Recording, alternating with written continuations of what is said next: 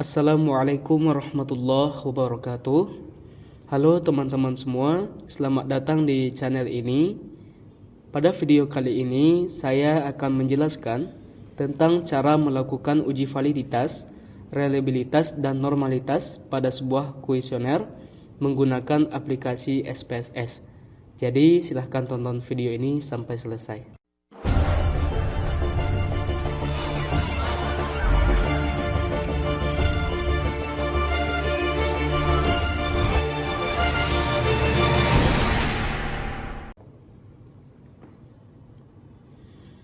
Oke, jadi untuk teman-teman yang sedang mengerjakan skripsi atau tugas akhir yang menggunakan instrumen penelitiannya itu adalah sebuah kuesioner, mungkin video ini adalah video yang dapat membantu teman-teman semua.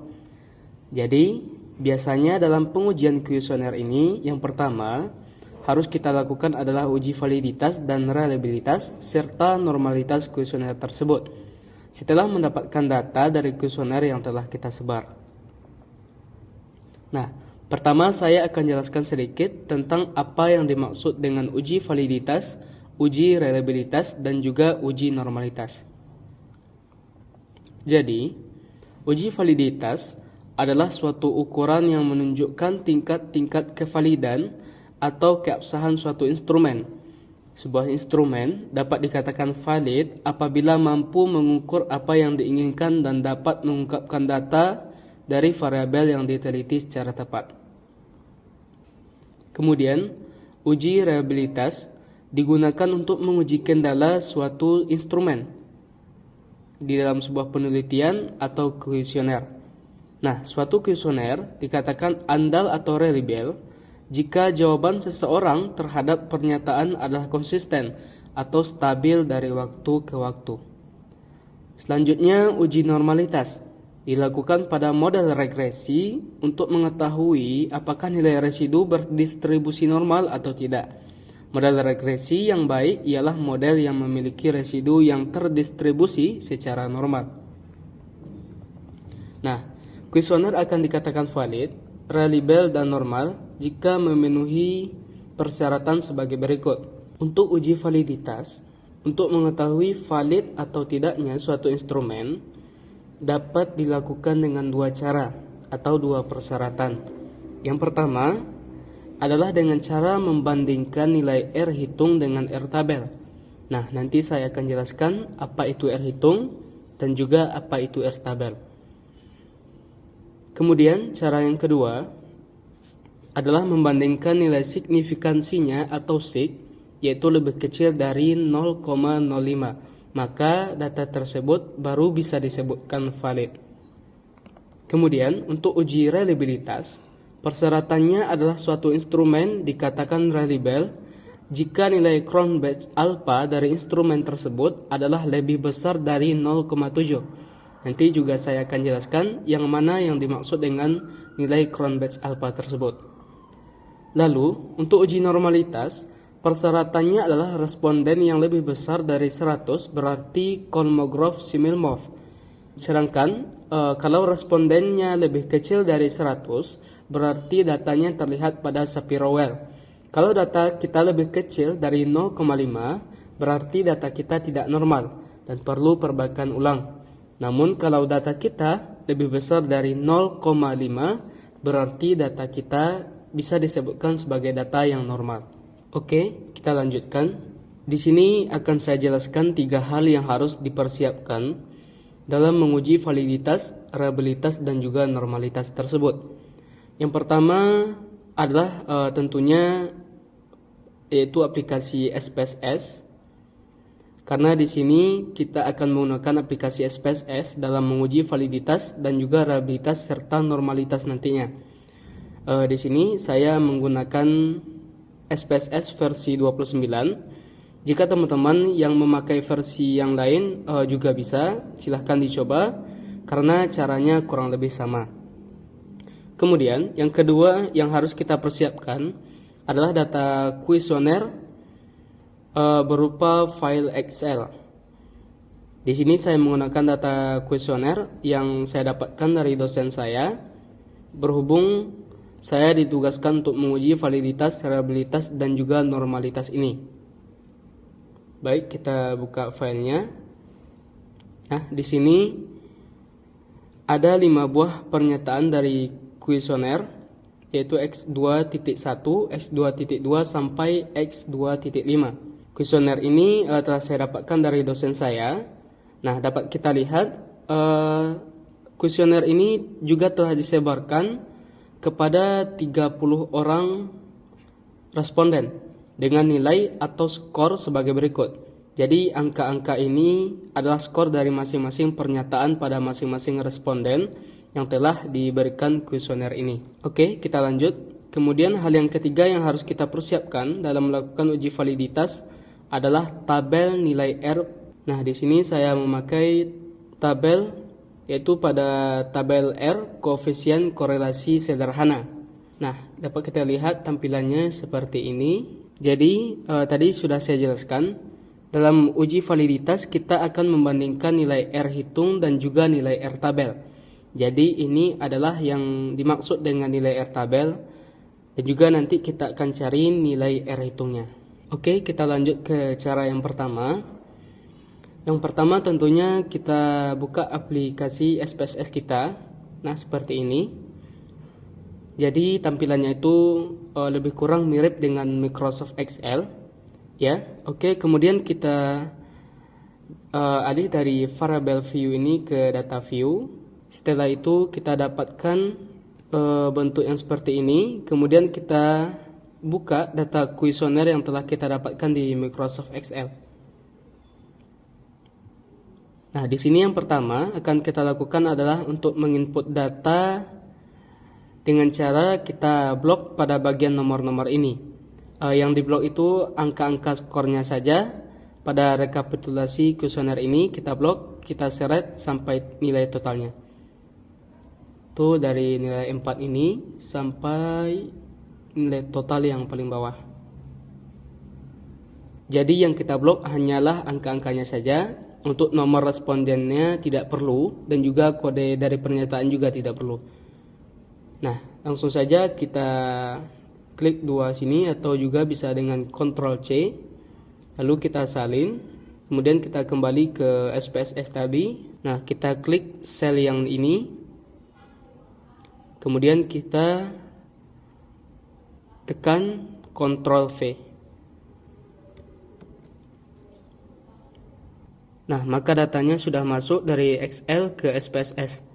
Nah, kemudian datanya kita lihat di sini judul masing-masing tabelnya masih, yaitu var 01, var 02 dan sampai var 06. Mungkin ini akan membuat kita kebingungan karena judulnya terlalu panjang. Kita akan ubah judulnya tersebut dengan cara kita pilih variable view pada bagian bawah sini.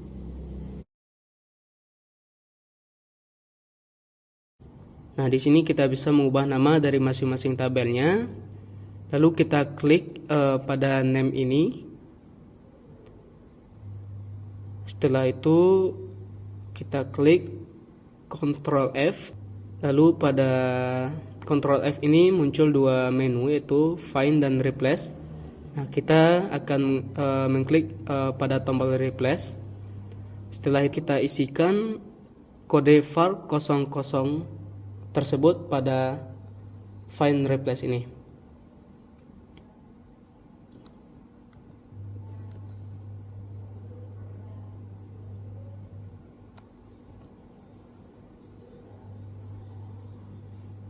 Nah, pada bagian var ini yang kita ketikkan itu yaitu var 00 ya. Ingat, bukan var huruf O tapi angka 0. Nah, di sini kita klik Replace with.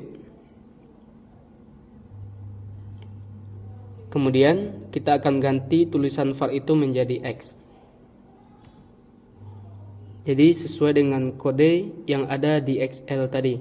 Nah, ini yaitu X21, X2, X3 sampai X seterusnya. Kemudian setelah replace with terganti menjadi X, kemudian kita replace all. Nah, dapat kita lihat semua namanya sudah berganti menjadi X1 sampai X5 dan juga X6. Kemudian kita close saja pada menu Find and Replace ini. Nah, namun di sini hanya ada 6 pernyataan. Pernyataan yang ke-6 ini adalah nilai totalnya. X6 ini kita akan ganti dengan total, agar memudahkan kita nantinya di dalam penghitungan dan juga penginputan data. Baik, setelah semuanya diganti, kemudian kita kembali ke data view. Nah, dapat kita lihat semua namanya sudah berganti dari X1 sampai X5 dan juga total tersebut. Baik, kita lanjutkan. Yang pertama, untuk uji validitas. Caranya kita langsung ke menu bar atas. Di sini dapat kita lihat ada tulisan Analyze. Kita klik. Kemudian muncul beberapa poin untuk kita klik. Kemudian di sini kita pilih Correlate. Kemudian Bivariate. Setelah itu kita bisa blok semua yang ada di kolom ini. Kita bisa Ctrl A atau menggunakan Shift dan juga tanda panah ke bawah sampai semuanya terblok. Setelah semua data terblok, kemudian kita akan pindahkan ke kanan dengan cara kita pilih tanda panah ini. Setelah variabelnya pindah ke kolom kanan, kemudian kita pastikan pada bagian correlation coefficient ini pada poin personnya sudah kita centang, dan juga pada poin to tilde serta flag signifikan juga sudah kita centang. Lalu kita klik OK. Nah, secara otomatis akan keluar hasil dari output dari uji validitas yang telah kita lakukan. Ya, bisa kita cek di sini. Ada X1 sampai X5 dan juga total dari correlation tersebut. Kemudian di sini ada tulisan person correlation. Nah, ini adalah nilai R hitung yang akan kita bandingkan dengan R tabel yang tadi. Kemudian sig ini adalah nilai signifikan yang juga nantinya akan kita bandingkan dengan persyaratan kita di awal tadi. Oke, langsung saja. Yang pertama, kita akan gunakan cara satu, yaitu dengan membandingkan nilai R hitung dengan R tabel. Kita lihat pada bagian total. Pada bagian ini ada angka titik 842 yang berarti 0,842. Itu untuk yang X1. Kemudian untuk yang X2 kita lihat pada bagian totalnya yaitu 0,824 dan seterusnya. Di sini kita akan buka terlebih dahulu tabel dari R, koefisien korelasi sederhana tadi. Baik, kita akan kembali ke tabel R.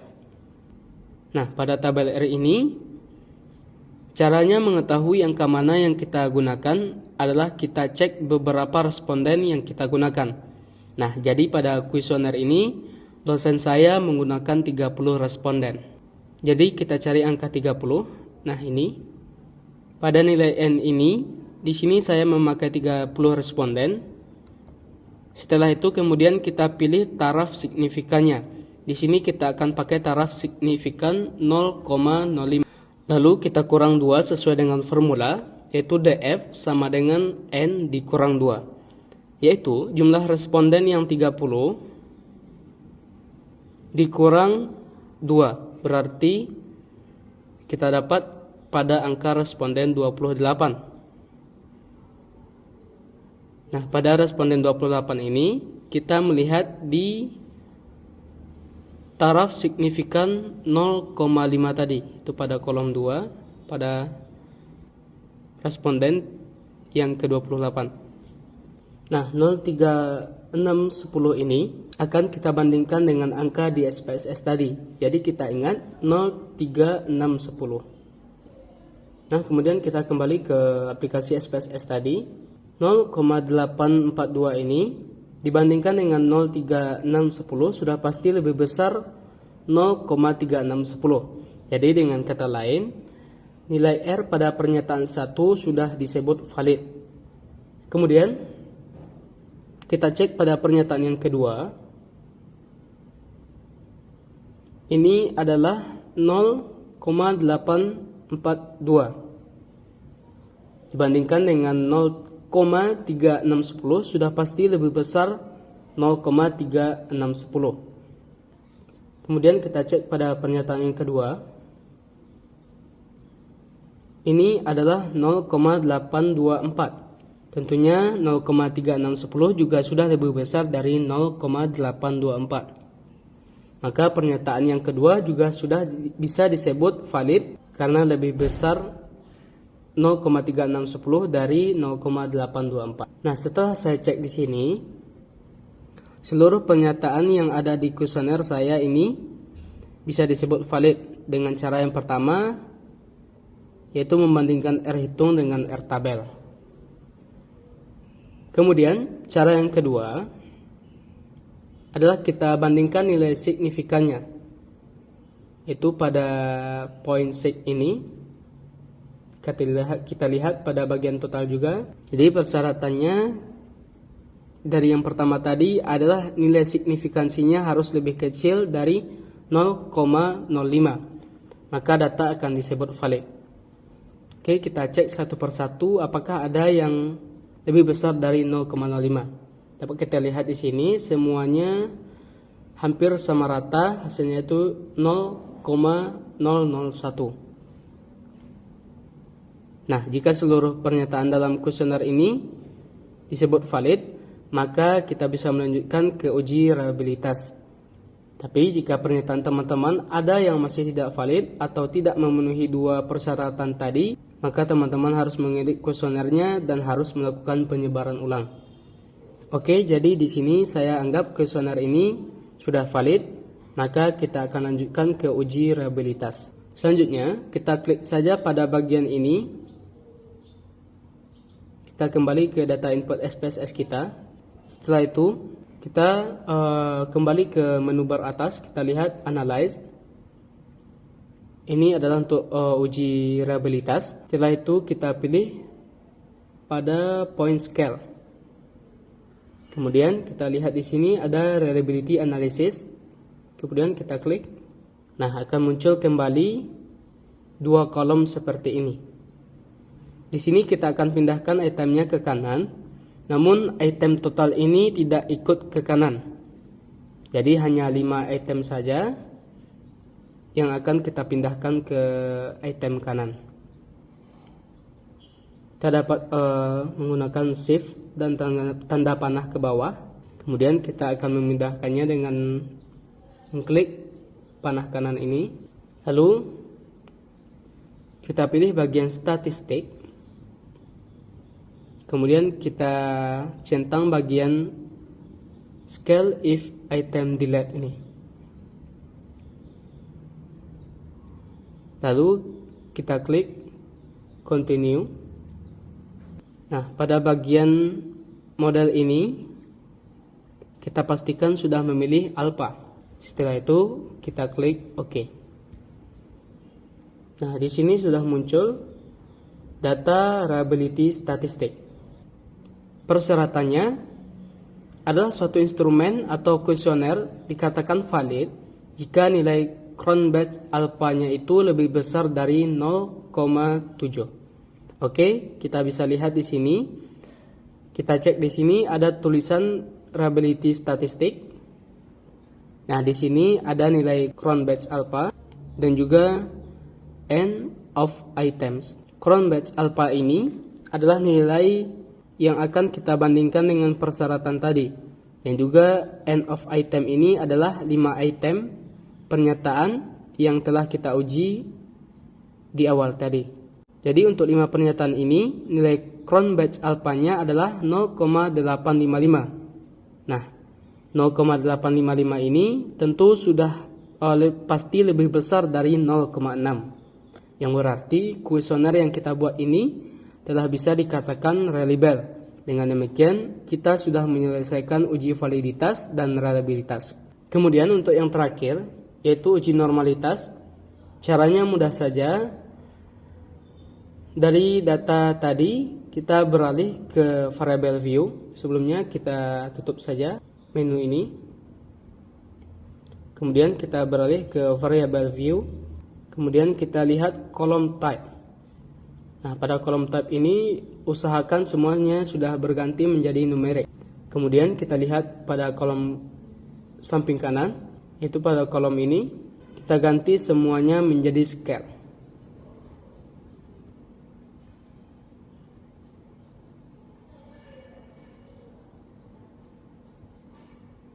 Kemudian kita kembali ke bar atas, yaitu kita pilih point analyze. Setelah itu kita masuk ke point descriptive statistic dan kita akan mengklik menu explorer. Nah, setelah itu dapat kita lihat muncul semua tabelnya. Maka kemudian kita blok dari tabel X1 sampai X5 saja. Kemudian kita pindahkan ke kolom yang di samping dengan cara menekan panah ini. Kemudian kita lihat statistiknya. Nah, pada kolom deskriptif ini, independen deskriptifnya harus 95%. Setelah itu kita dapat mengklik continue. Setelah itu kita melihat pada menu plots. Kita harus mencentang pada bagian factor level dan juga stem and left. Serta kita juga harus mencentang normality plot width test. Kemudian kita klik continue. Setelah itu kita klik OK. Nah, dapat kita lihat hasilnya sudah keluar. Maka kita scroll ke bawah. Nah, di sini sudah keluar test of normality. Kalau responden lebih besar dari 100, berarti data tersebut berada di Kolmogorov-Smirnov. Sementara kalau responden lebih kecil dari 100, berarti datanya terlihat pada Shapiro-Wilk. Kalau data kita lebih kecil dari 0,5, berarti data kita tidak normal dan perlu perbaikan ulang.